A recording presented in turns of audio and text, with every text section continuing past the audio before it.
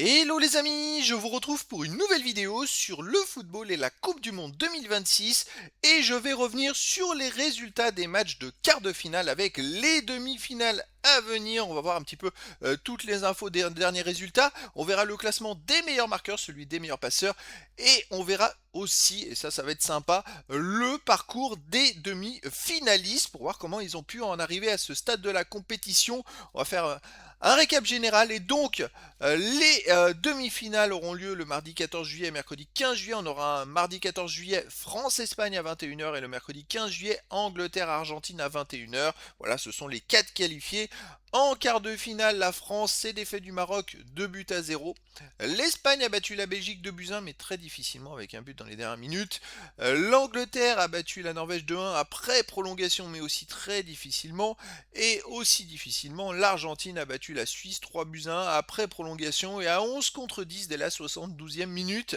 Donc je dirais que le seul qualifié pour les demi-finales qu'il a été un peu plus facilement, c'est l'équipe de France qui a gagné le match 2-0 contre le Maroc, alors que tous les autres matchs, que ce soit l'Angleterre, l'Argentine, c'était après prolongation, l'Espagne, ça s'est joué dans les dernières minutes, et sur une petite boulette du gardien en plus, qui a relâché la balle face à l'attaquant espagnol. Et donc d'ailleurs le but de l'Angleterre, le deuxième, est un peu le même, hein.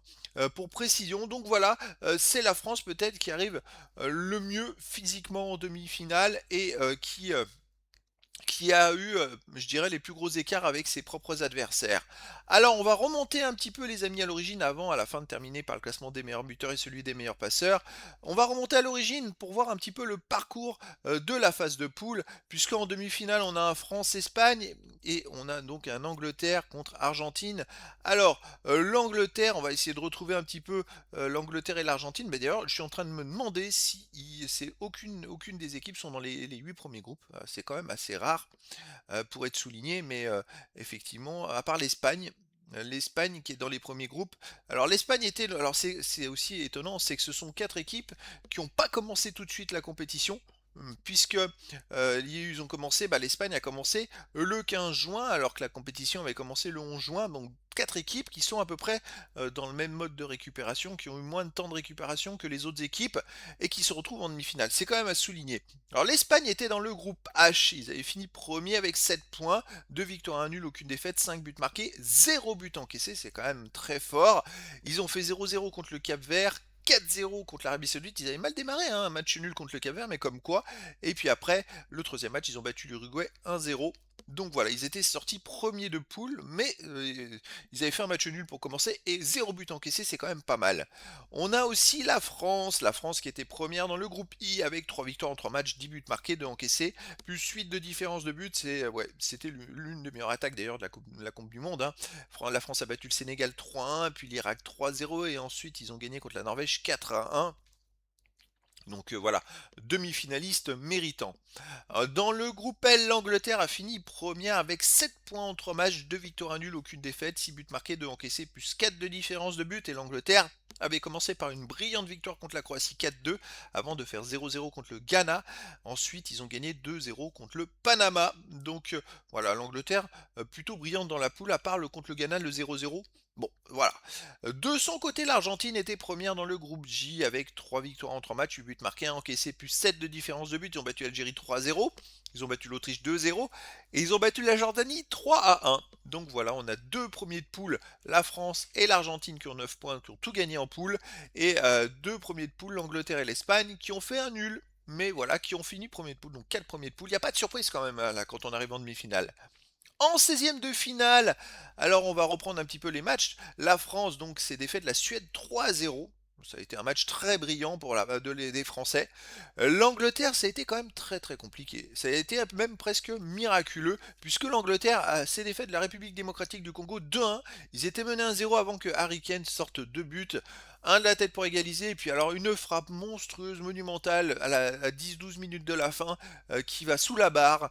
Il n'y a que lui pour marquer des buts comme ça. Je pense que l'Angleterre doit sa qualification à Harry Kane, sinon c'était très compliqué. Les autres matchs, l'Espagne s'est défaite facilement de l'Autriche 3-0, un peu comme le France-Suède, bon, il n'y a pas eu photo, et l'Argentine qui a battu le Cap-Vert 3-2 après prolongation. Ça a été très très compliqué pour l'Argentine, mais d'ailleurs tous les matchs ont été compliqués pour l'Argentine dans les phases d'élimination directe. Les huitièmes de finale, on arrive aux huitièmes de finale. La France a battu difficilement cette fois le Paraguay 1-0. Alors, il y a difficilement et difficilement. C'est-à-dire difficilement une équipe qui prend des buts et qui prend plein d'occasions, ou là difficilement parce que les Paraguayens n'ont pas joué au foot, ils ont mis que des coups et ils n'ont pas eu une occasion du match. Bon, la France n'a marqué qu'un but sur penalty, mais voilà, le Paraguay n'a jamais été dangereux. Je ne sais même pas s'ils ont pu faire un tir cadré, je me rappelle plus des stats, mais voilà. Donc il y a difficile et difficile, tout est relatif, mais voilà, la France s'est défait par la plus petite démarche du Paraguay 1-0 et c'était finalement le match le plus serré de l'équipe de France, ce qui est un peu ridicule vu que le Paraguay n'a pas joué au foot.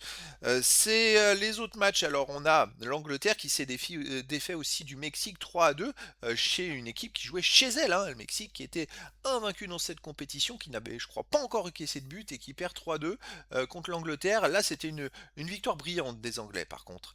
L'Espagne qui a battu difficilement le Portugal 1-0.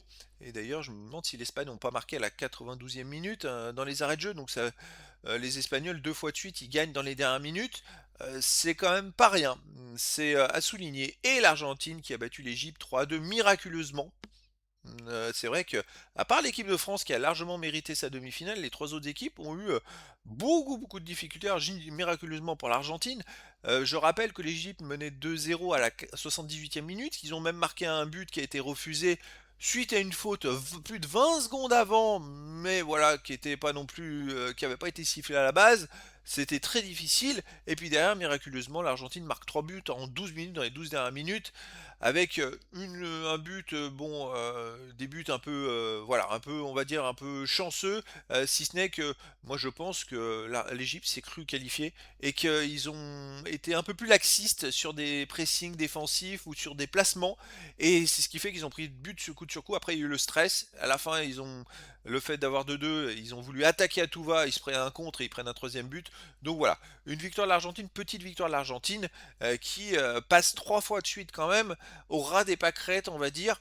Alors que la France passe facilement, l'Espagne passe deux fois de suite en marquant dans les dernières minutes, et l'Angleterre, trois matchs à l'arraché de suite pour arriver en demi-finale. Donc quatre équipes qui ont un destin qui montre que ce sont des grosses équipes, parce que souvent on dit toujours les grosses équipes c'est celles qui arrivent à gagner quand c'est difficile, et finalement bah, on arrive et on n'a pas trop de surprises en demi-finale avec bah, France, Espagne, Argentine, tout le monde les attendait en demi-finale. L'Angleterre, peut-être, oui, en ce moment l'Angleterre va souvent assez loin dans les compétitions, même s'ils ont du mal à franchir la dernière marche. Voilà, on attendait peut-être d'autres équipes, mais voilà, c'est presque les quatre favoris qui se retrouvent en demi-finale. On attendait mieux, je pense, d'autres équipes comme l'Allemagne, mais bon, après l'Allemagne aurait joué la France, hein, donc et puis s'ils ont perdu contre le Paraguay, finalement, c'est qu'ils n'étaient pas au niveau. Donc voilà, allez, le classement des meilleurs marqueurs. Premier, Lionel Messi et Kylian Mbappé, tous les deux avec 8 buts.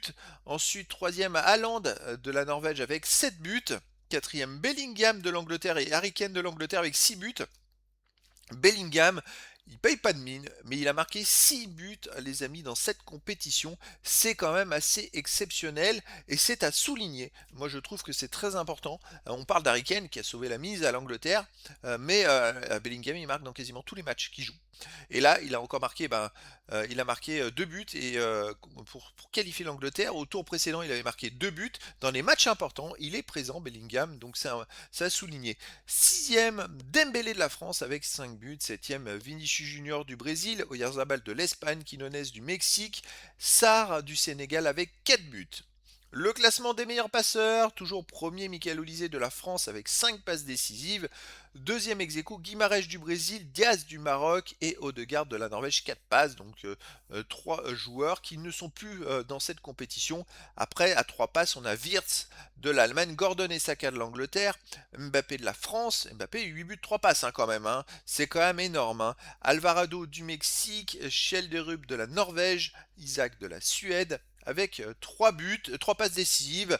Donc il n'y a plus tant de joueurs hein, que ça, puisqu'il n'y a pas d'Argentin. Et le premier, c'est Lionel Messi, il en a deux passes décisives, lui aussi 8 de passes hein, dans cette compétition, c'est pas mal. Mais sinon, pour l'Angleterre, il y a Gordon et Saka à 3 passes. Et puis pour l'Espagne, malgré le fait que l'Espagne est un super jeu collectif, en fait, c'est que tout le monde participe et ça fait qu'il y a beaucoup de passeurs différents qui n'apparaissent pas dans les meilleurs. Donc je dirais que Michael Olise, il a 2 passes décisives sur les poursuivants. Il est bien avancé pour aller chercher, le, titre dans cette compétition. Donc voilà les amis, c'était donc, la présentation rapide, des demi-finales à venir avec, le parcours et les stats des 4 équipes qui sont qualifiées, la France, Espagne, Angleterre, Argentine. Et donc, rendez-vous pour ces demi-finales. Voilà les amis, je vous dis à très bientôt pour une nouvelle vidéo.